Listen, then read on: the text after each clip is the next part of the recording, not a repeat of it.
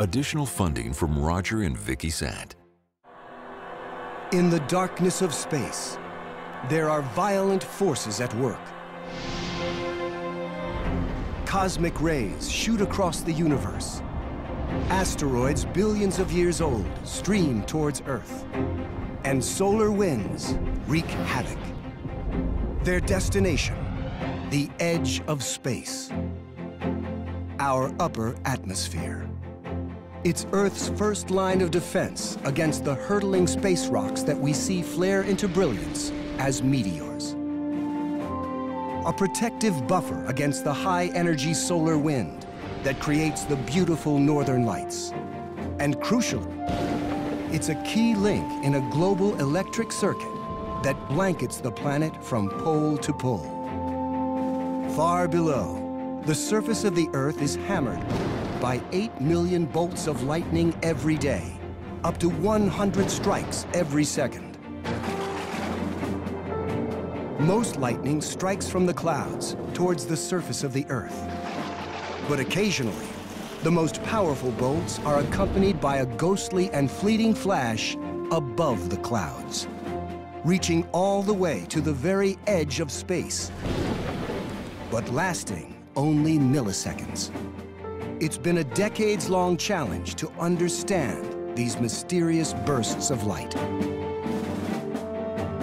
Now, from the high vantage of the International Space Station, it may finally be possible to capture images of these rarely seen events in the boundary between Earth and space.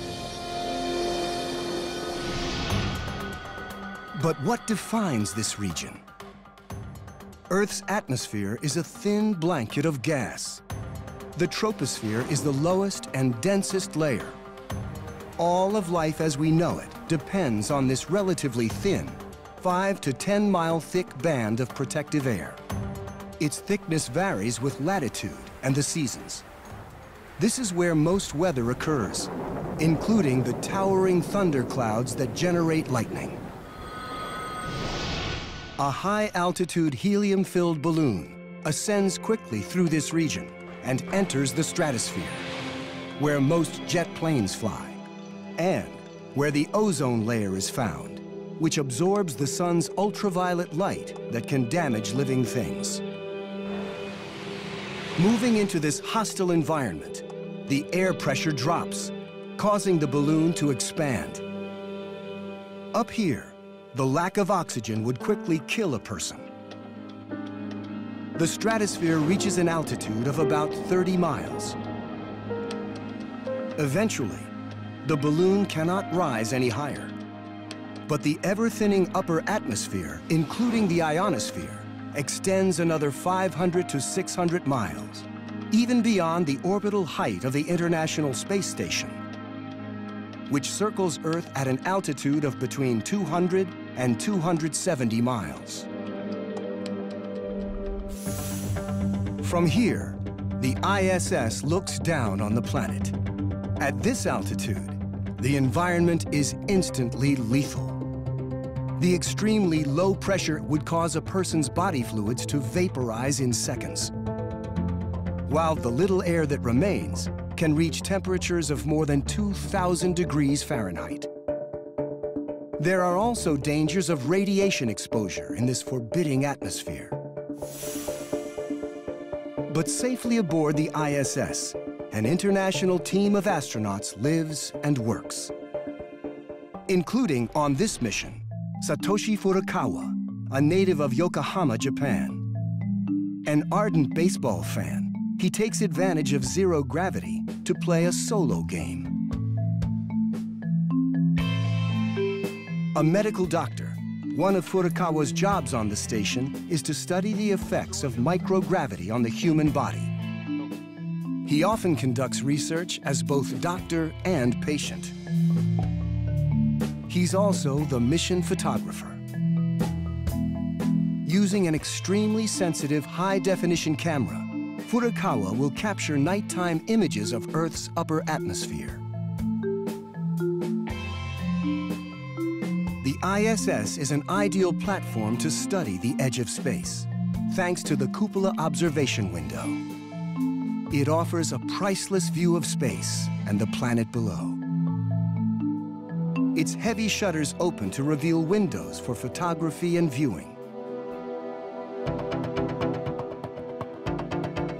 It's from here that Furukawa will aim his camera when the station's orbit takes it into the Earth's shadow, which it passes into about every 90 minutes as it orbits the planet.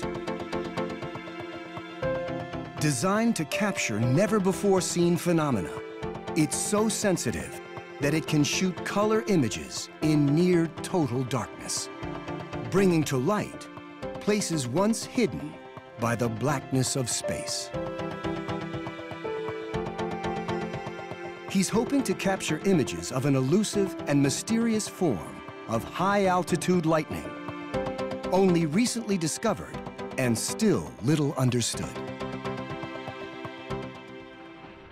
The story of these strange lights in the sky began one night in 1973, when a U.S. Air Force pilot named Ronald Williams was surprised by an unusual sight.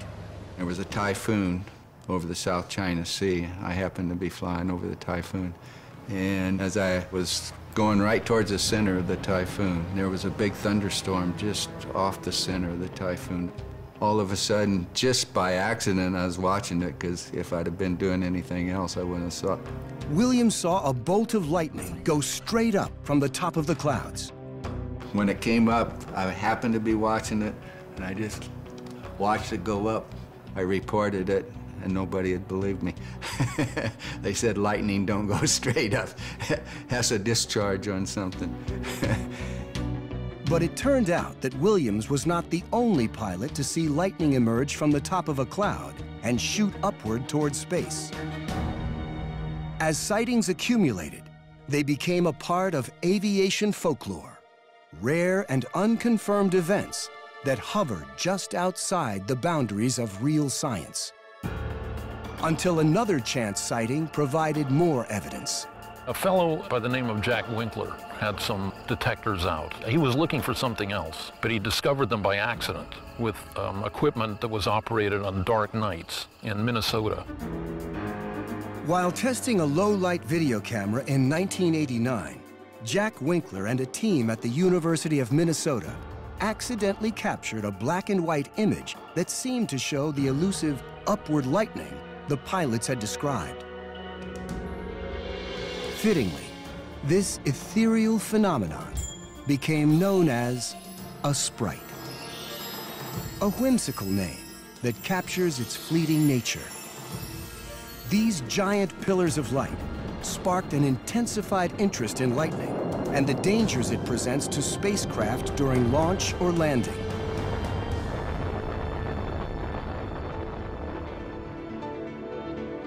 Today, astronaut Satoshi Furukawa is looking for thunderstorms. Sprites are only found where lightning is present. But spotting sprites isn't easy. They only accompany bolts of lightning over 10 times more powerful than normal lightning. In 10 minutes, it will be nightfall again. So Furukawa quickly prepares his camera. Recorder power is on. Monitor is on too.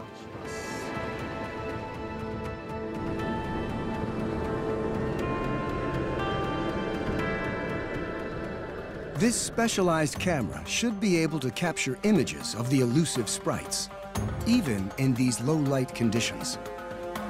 He'll need this extra sensitivity to catch a sprite.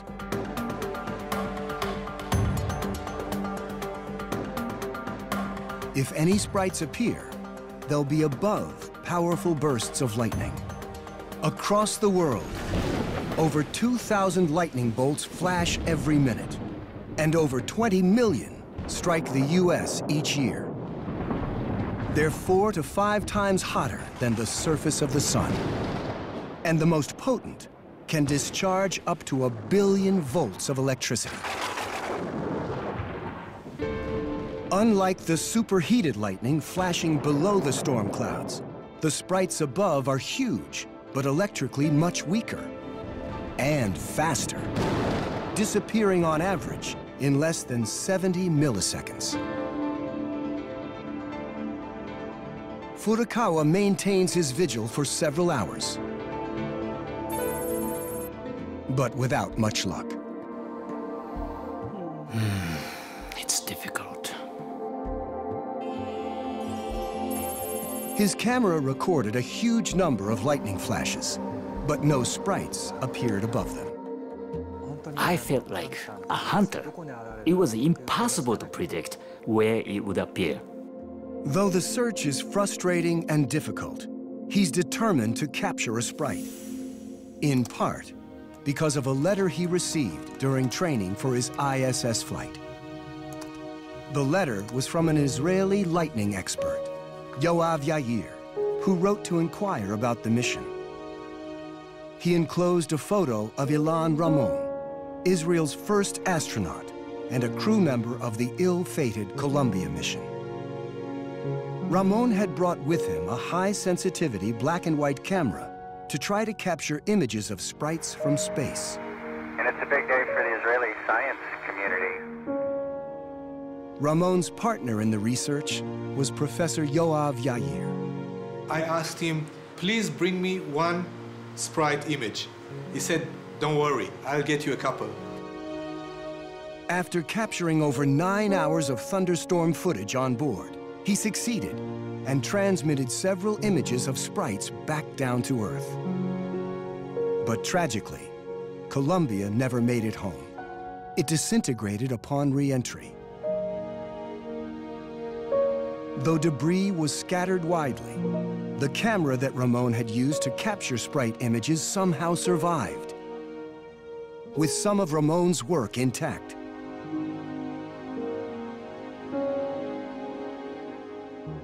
One image of active lightning over Central Africa shows a bright flash of light above the lightning and arcing up towards space. It was a sprite. Ramon captured images like this one from several vantage points in orbit. Yair and his research team studied these photos and were surprised to discover how frequently sprite events occurred over large tropical storms and how widely distributed they were. But there was still much to learn.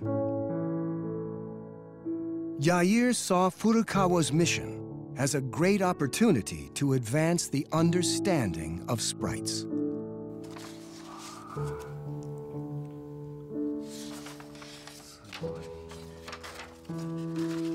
It's so touching. I can feel their passion. I was there at their scheduled landing spot and looking up the sky. The Columbia never came back. They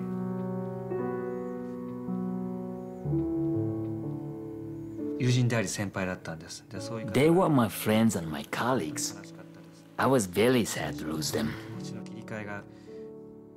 At first, it was difficult to get back on track. I didn't feel like doing anything. Then I thought, we must take over their work and move forward. I thought that was the survivor's duty. So I am honored and happy that I was given this chance in this way.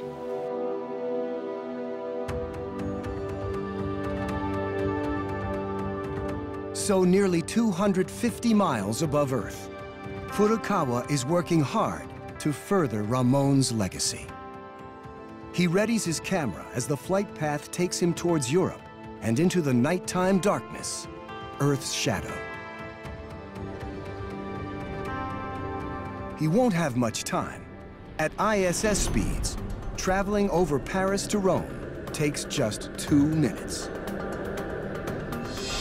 Looking down, he sees the lights rimming the boot-shaped peninsula of Italy. In 10 minutes, he'll be over Central Africa. Weather patterns and topography make this the world's most lightning-prone region. Because it's estimated that only 1 in 10,000 lightning bolts produces a sprite, Africa's very active skies make it one of the best places to spot one of these elusive events. So the first step in capturing a sprite is to track the kind of extraordinary monster thunderstorms that produce super bolts of lightning. And figuring out where they might be is Yoav Yair's job. Okay. He analyzes weather patterns on the ground and sends the locations of potential sprite-producing thunderclouds to Furukawa on the space station. This is a very exciting and emotional thing for me to do because it reminds me of the things that we did for Ilan Ramon and the crew of the Columbia in 2003. With Yair guiding him, Furukawa circles the globe looking for the kind of monster thunderclouds that could produce a sprite. Then, while flying over the Middle East, Incredible! he sees something. It's clearly a sprite flashing over the thundercloud and surging towards space. And it looks like a color version of the one captured by Ilan Ramon from the Columbia Space Shuttle. It's the first clear, high-definition color photograph of a sprite taken from above. And there are more. Ahead is Taiwan, Japan, and mainland China. A giant sprite appears over Beijing, near the horizon. The white flash below is an unusually powerful bolt of lightning.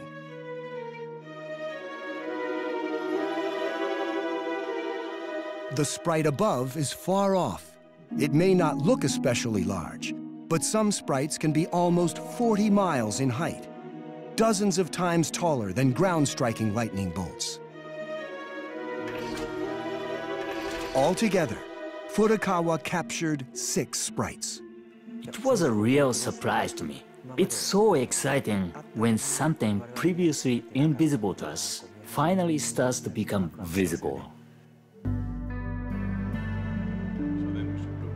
The footage was sent to Yoav Yair and an international team of sprite researchers who are continuing the work of Ilan Ramon and the lost Columbia crew. Oh, that's very nice. Great. Now it's much more detailed, better camera, color. We only had black and white, but it was really exciting for me. Actually, it really moved my heart to see it. I have to imagine this because they are all not with us, they're all gone. But I'm sure that if he knew that their mission was accomplished 8 years later, and maybe even going on later, they would feel fulfilled. He would be proud, I think. Images like these are helping scientists to understand how a huge storm can generate sprites. During a thunderstorm, electric charge builds up in a thundercloud, causing lightning to emerge from the lower part of the cloud and strike the Earth, discharging an immense electric current. But if that lightning bolt is powerful enough, it can trigger a sympathetic spark above the cloud. As you go up in altitude, the density of air decreases. And so low-density air is easier to make a spark in than high-density air. So a sprite is really caused by lightning down in the lower atmosphere that exerts a stress on the upper, thinner atmosphere and causes a spark up there. And that spark gives rise to a sprite. As the scientists examine the images, there's one that attracts a lot of attention. Captured in one of Furukawa's pictures, the top of one of the sprites seems to reach all the way to the air glow layer. The air glow is part of the ionosphere, which is a vast sea of electrically charged particles, or ions. It's these particles, with help from the sun, that create the glow. Air glow is due to solar radiation at short wavelengths, ultraviolet wavelengths, UV, the same stuff that sunburns us if we're outside without our sunblock, or X-rays, that we use to image our bones, and that can transfer energy to the molecules in the atmosphere, and that energy transfer causes a glow. But the most important thing about the air glow may not be why it glows, but where it's located. It's the lowest part of the ionosphere, the uppermost region of the atmosphere. It begins about 60 miles above Earth and extends over 600 miles to the very edge of space. The air glow is just the most visible component of the ionosphere, which is created by radiation from the sun interacting with the topmost layer of Earth's atmosphere. So the image of a sprite reaching the air glow shows the incredible heights these massive sparks can reach. But these stunning images from the space station still leave many questions unanswered. How exactly do sprites form, and what accounts for their peculiar shape? To answer these questions, the group decides to try something that's never been done: to fly closer to sprites and to photograph them simultaneously with 2 different cameras on 2 different airplanes, hoping to combine these images digitally and reveal the anatomy of a sprite. The planes will also be equipped with the same super-sensitive color HD camera Furukawa has been using on the International Space Station.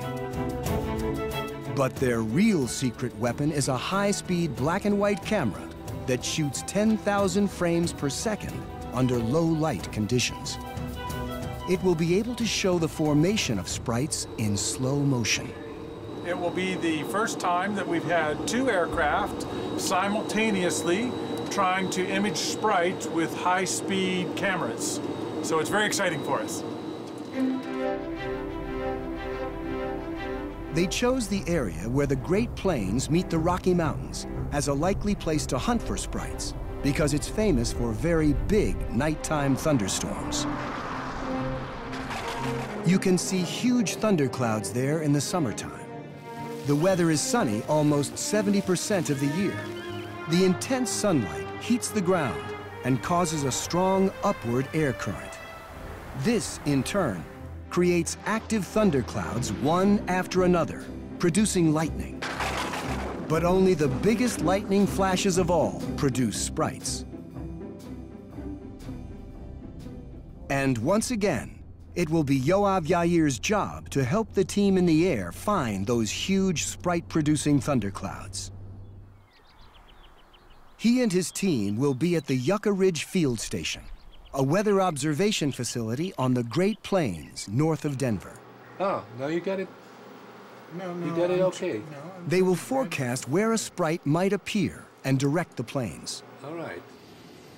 At 5 p.m., the flight team gathers to discuss strategy for tonight's mission. They call the control station. Scientist Jeff McHarg, who will be on one of the planes, is asking for the lightning forecast. We were just looking at the charge moment change map and then the weather map. But it's not weakening, and the good news is it's moving into some extremely unstable air. Walt Lyons of the Yucca Ridge Field Station is working with Yair to analyze the weather data. In this satellite image, clouds are shown in blue. That day, thunderclouds were developing in a variety of places. But would they produce powerful enough lightning to produce sprites? Back at the airport, the pilots talk among themselves. Usually, they avoid big storms, but tonight, they'll have to fly in and around the thunderclouds, hunting for the perfect position to capture sprites. They know it will be a rough and difficult flight.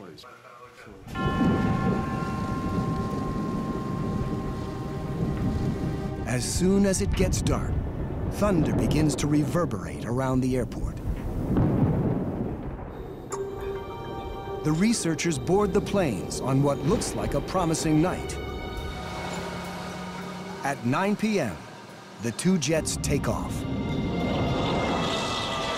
They're heading for thunderclouds 120 miles away that are vigorously producing lightning. The cabin is in constant communication with Yair and Lyons at Yucca Ridge. Essentially, they want some kind of a central location. He evaluates the data and gives the pilots the latitude and longitude of large thunderclouds where sprites might appear. For reference, we'll be on this data collection run for about 10 minutes. Outside the window, they see a huge thundercloud begin to glow with lightning. Oh, it's him! Lightning! Quite promising. Somewhere in the darkness above the cloud, they are hoping a sprite will occur.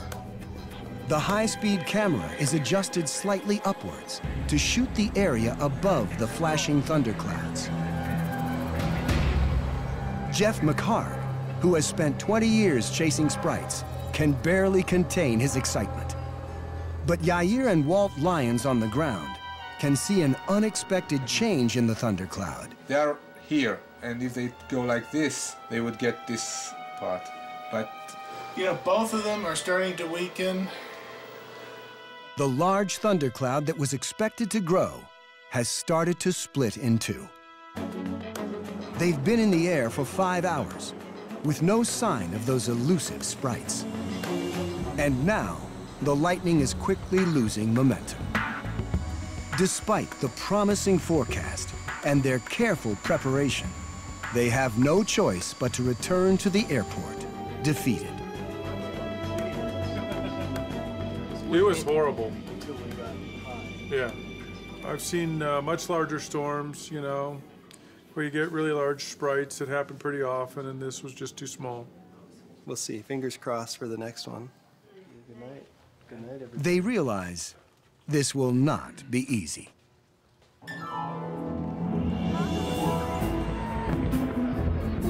On the 4th of July, while people all over America are celebrating, the Sprite team hurries to the airport.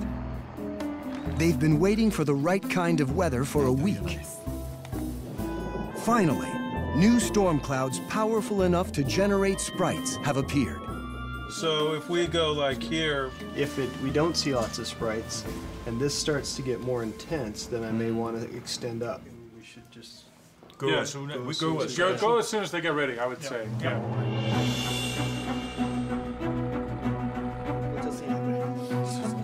Both planes take off into a stormy sky.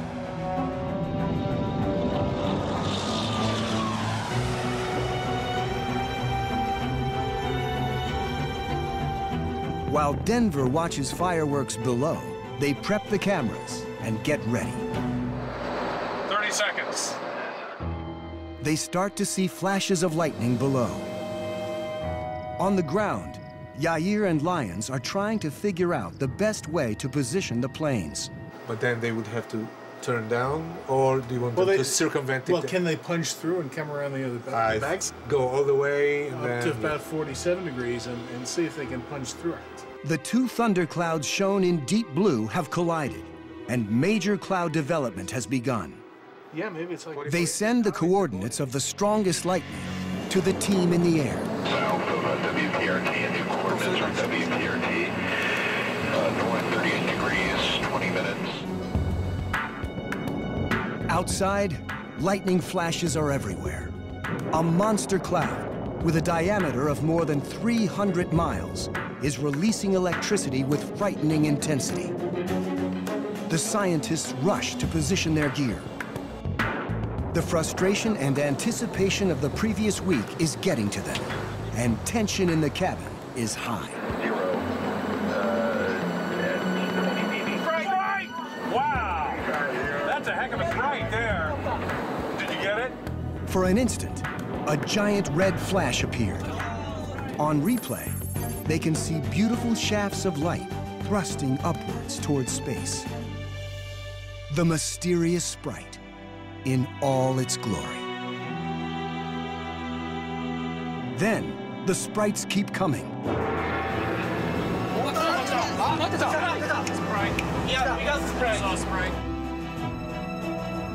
On board, the team reviews the stunning and unique images. This sprite was shaped like a mangrove tree. It's been captured in more detail than any sprite until now. Just like its name, this sprite evokes a fairy with wings.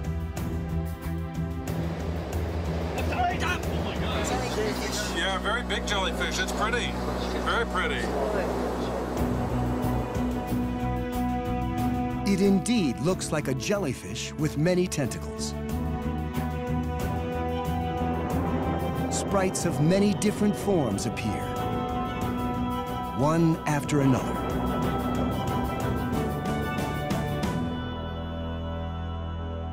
Seen up close, they have a variety of shapes. Eventually, a sprite appears that demands special attention.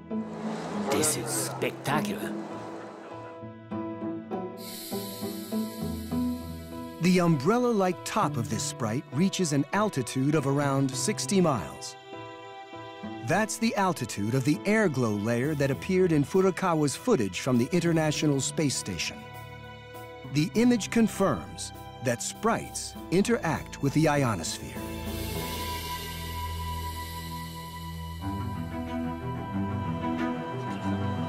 Now it's time for the high-speed camera. It's designed so that when a sprite is sighted and the button is released, the previous 3 seconds of footage will be saved.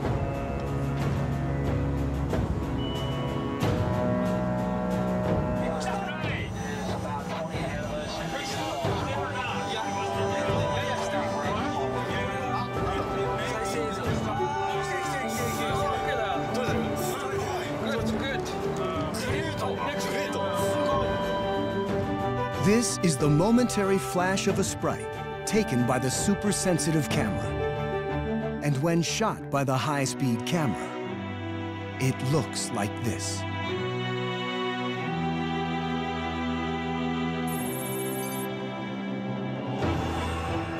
In just a few hundredths of a second, countless particles of light rain down. This is the first time a sprite's formation has ever been revealed in such detail.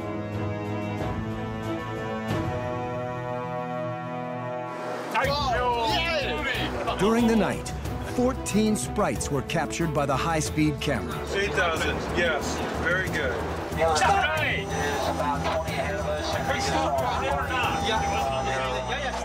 What else will the footage reveal?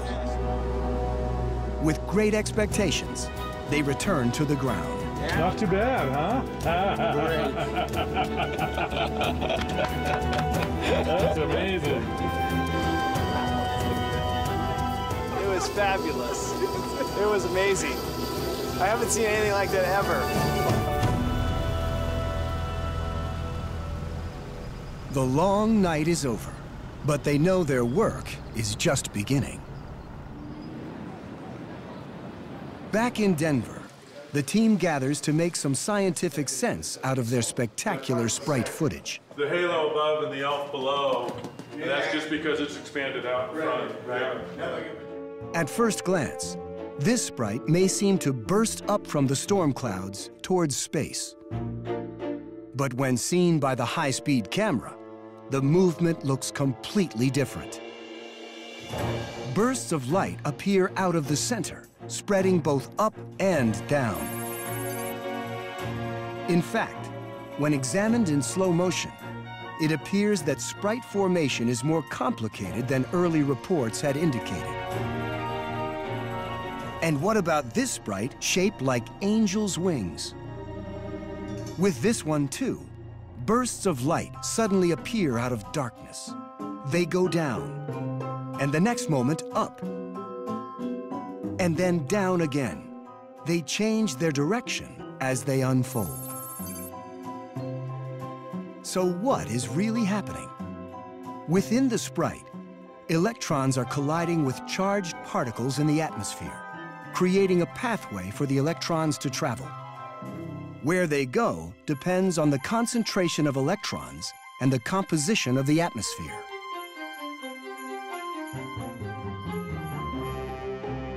Sprites are beautiful and intriguing. But do they actually have a role to play in Earth's upper atmosphere? Yukihiro Takahashi is investigating the aftermath of a sprite. Once the electrons cut open a path, the atmosphere around it becomes highly electrified. Following the sprite's path, a large electric current continues to flow from the thundercloud to the ionosphere, which shows up as the airglow in many sprite images. The sprite flashes only for an instant, but at the moment when it flashes, a conductive path is created.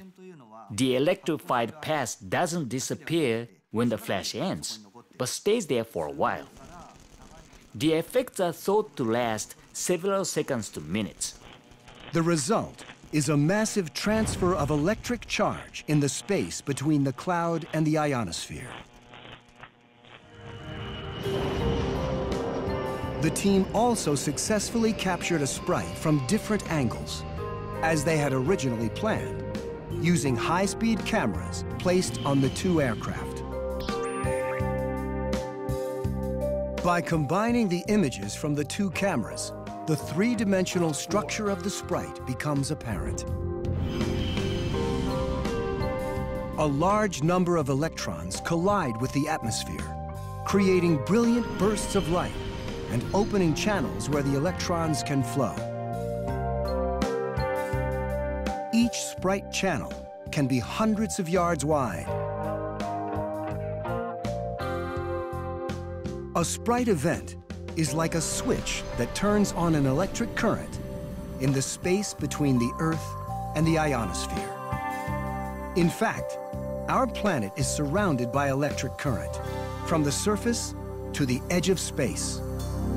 Like lightning, sprites help to complete a global circuit, allowing charge to flow continuously around the Earth. But sprites reach much farther than lightning. And unlike lightning, sprites can transfer charge into the ionosphere, to the edge of space. Not only that, but the bolts of lightning that create the sprites are so powerful that they literally reverberate around the world. When a sprite occurs, the parent lightning that causes the sprite radiates electromagnetic waves. Those waves propagate in what we call the global circuit. Earl Williams of MIT studies sprites from this remote laboratory in western Rhode Island. Williams and his equipment are nearly off the grid out here, but they're completely plugged into the biggest circuit of all, the global electric circuit. We've been monitoring this phenomenon for nearly 2 decades at this site, trying to look for long-term trends. In fact, scientists have actually been measuring the global electric circuit on this unusual site since the 1950s, when the lab was set up by Williams' predecessor, Charles Polk of the University of Rhode Island. The antenna immediately behind me is Charles Polk's. The more distant antenna is one that we constructed when Polk's antenna was struck by lightning and blew the antenna into many separate fragments all over the meadow we're sitting in right now. Williams got involved with early sprite research by collaborating with Walt Lyons of the Yucca Ridge Field Station.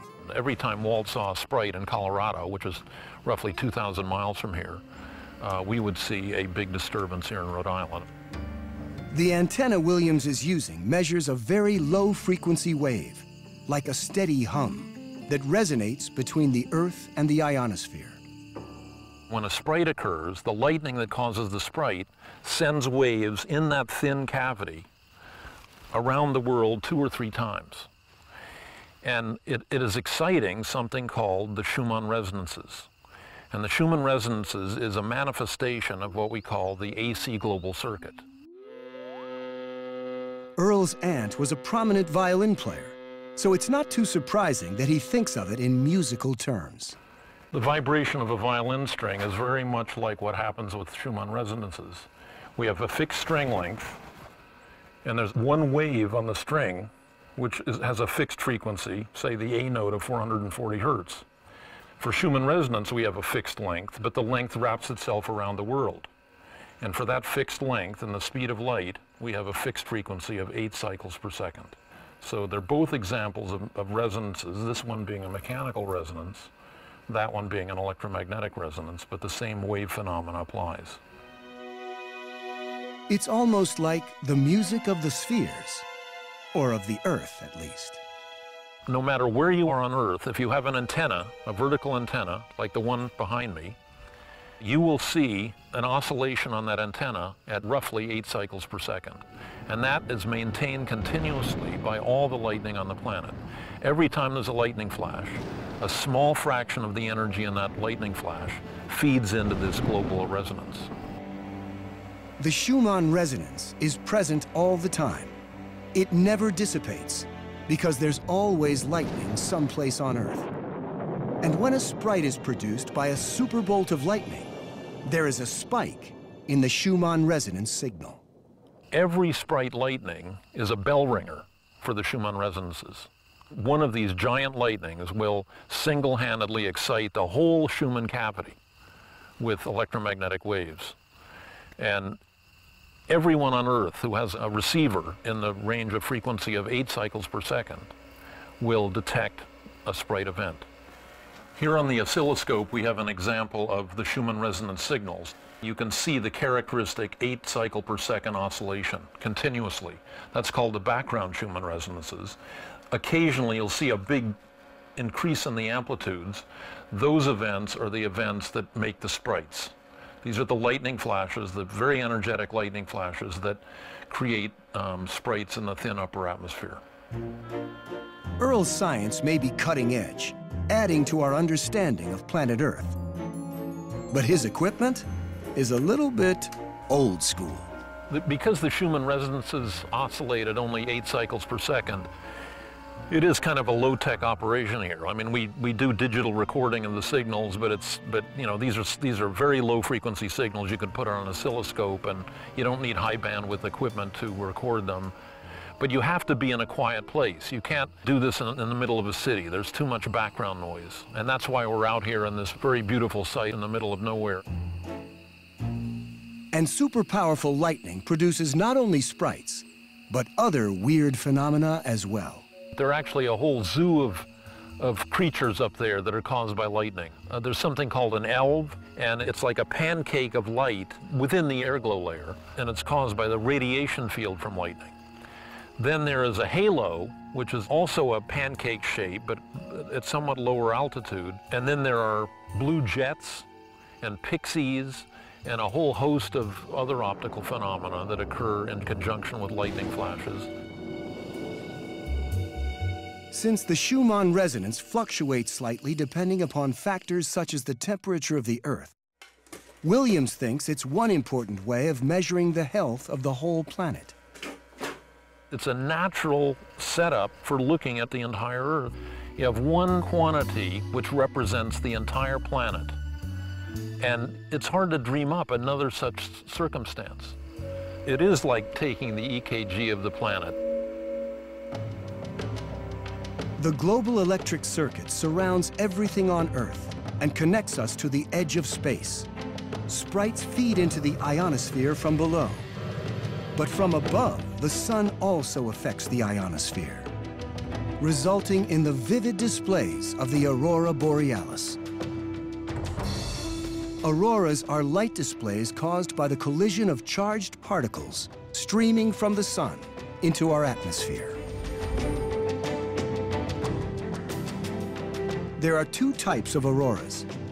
The discrete aurora, like the northern and southern lights, have well-defined boundaries that can be seen with the naked eye, and diffuse auroras that spread out over a wide area and are less colorful. 93 million miles away, auroras are born from a landscape of blistering temperatures and violent eruptions. From the surface of the sun, huge volumes of solar material in the form of charged particles are blasted into space. A fleet of satellites monitors this solar activity.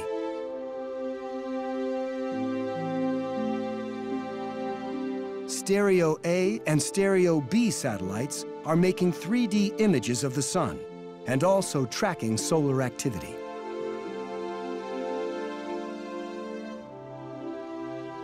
These eyes in the sky paint a detailed picture of the sun and the powerful forces erupting from its surface. The constant stream of charged particles The solar wind is so violent, it would strip away the Earth's atmosphere if it hit our planet directly. The sun you can think of as a really big, angry hairdryer in a lot of ways. It's constantly blowing hot, energetic wind out in all directions, not just directly towards the Earth, but in all directions. And this hot, energetic, fast-moving particle stream hits straight on with the Earth. Earth's magnetic field blocks and deflects the solar wind, protecting our planet from a full-on assault. But there is a back door that allows some of the charged particles from the solar wind to reach us. In the Earth's shadow, there is a region in space where charged particles accumulate. These particles, though drastically decreased in number, sneak in through small gaps in Earth's magnetic defenses. The charged particles dash toward Earth and interact with the magnetic field, which deflects and diverts them to the poles.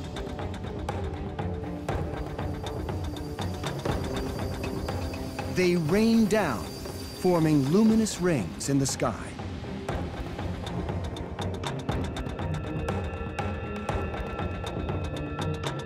The beautiful, vibrant colors of the aurora are visible evidence of the particles' interaction with Earth's second line of defense, the atmosphere.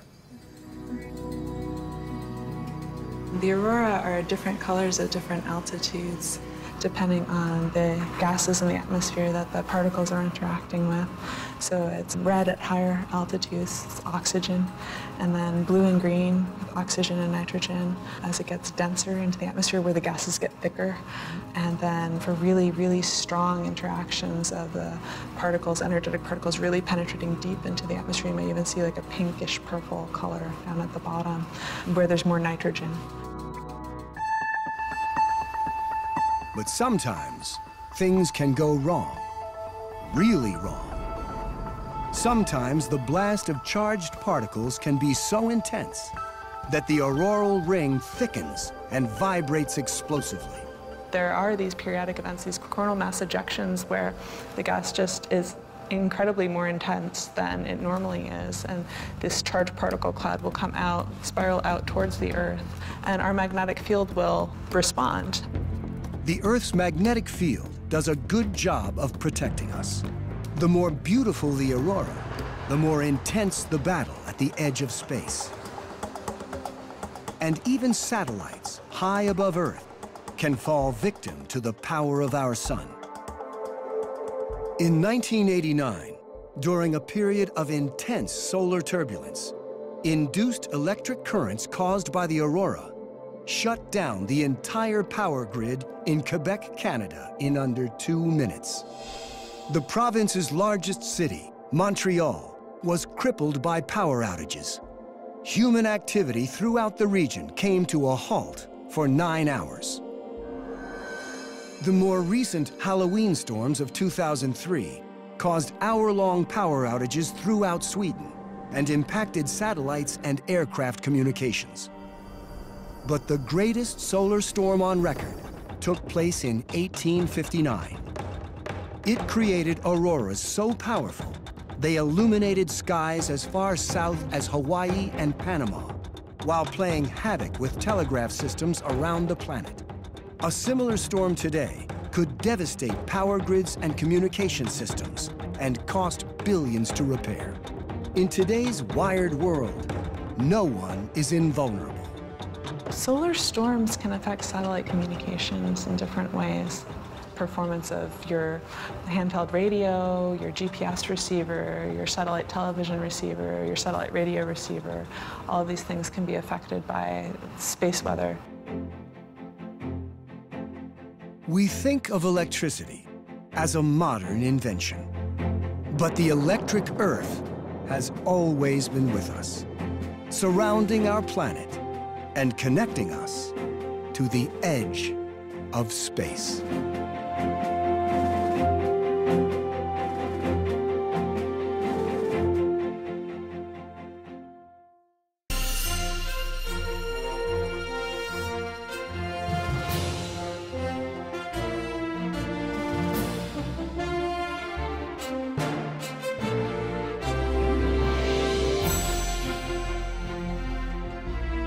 This Nova program is available on DVD. To order, visit shoppbs.org or call 1-800-PLAY-PBS. Nova is also available for download on iTunes.